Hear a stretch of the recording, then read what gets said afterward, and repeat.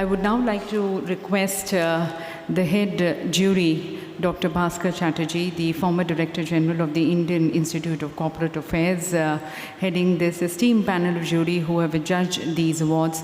We invite his incisive thoughts and also his observations and his experiences of judging these awards. Ladies and gentlemen, Dr. Bhaskar Chatterjee. Honorable Shri Sadanand Tanavade ji, Editor of the CSR Times, Mr. Harish Chandra, fellow members of the jury of CSR Times, which judged these awards, awardees, representatives of companies, champions of CSR, ladies and gentlemen. First of all, let me say that we all owe a deep debt of gratitude to Harish Chandra ji and to CSR Times. I have seen you, Harish ji, going from strength to strength and making the CSR Times the leading journal on CSR in this country. When he invited me to chair the jury, I knew that it was going to be an onerous task. And as I will soon share with you, it was more than onerous. But let me at the outset set the context by saying that on the 1st of April this year, we completed 10 years of the CSR legislation. As most practitioners of CSR know, Section 135 came into operation on the 1st of April 2014. It has been an incredible journey over this 1 decade where CSR has cemented itself not just as an activity, but literally as a pillar of the economy.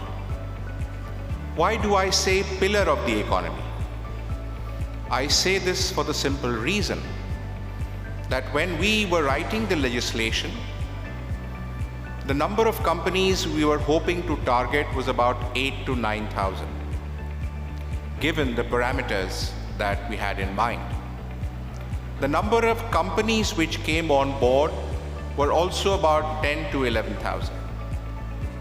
Today, sir, the whole world of CSR has changed. As per the figures released by the Ministry of Corporate Affairs, we now know that little over 18,000 companies are actually doing CSR. The expenditure on CSR has tripled from around 9,000 crores to around 27,000 crores. That's why I say it is a pillar of the economy. We used to say that CSR touches millions of lives. And I say now that we don't touch millions of lives, we actually transform millions of lives.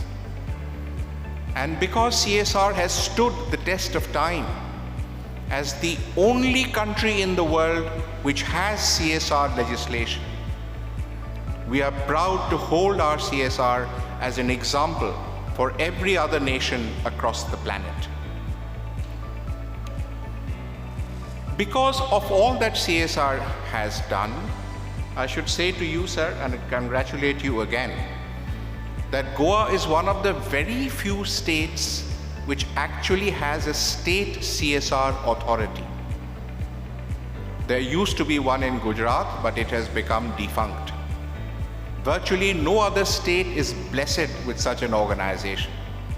And congratulations to you, Harish Bhai, that you have been able to link it in a way that allows CSR, corporates, NGOs to work with a state CSR authority.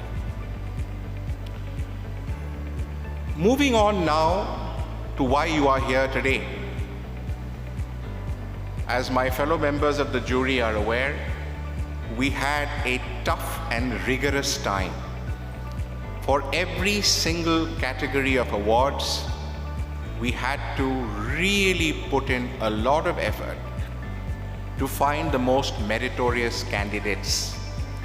And we had a great analytical team which entry by entry put up before us what the project was about, all the expenditures, all the impacts, they were analyzed in great detail. And this is a tip for all of you who made the entries.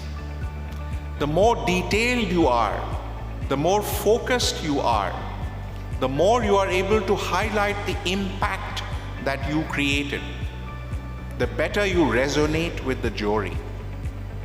Don't hesitate to share the statistics and the figures, because to the mind of the jury, these points that stand up are the flags that we really look at.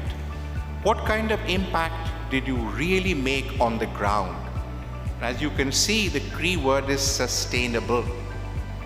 Does it create sustainable impact or not?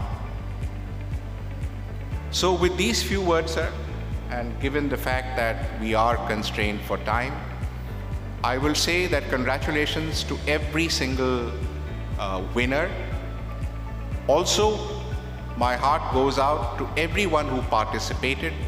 Please do keep participating so that we have a more enriched experience in the jury. Thank you very much for giving me a patient listening.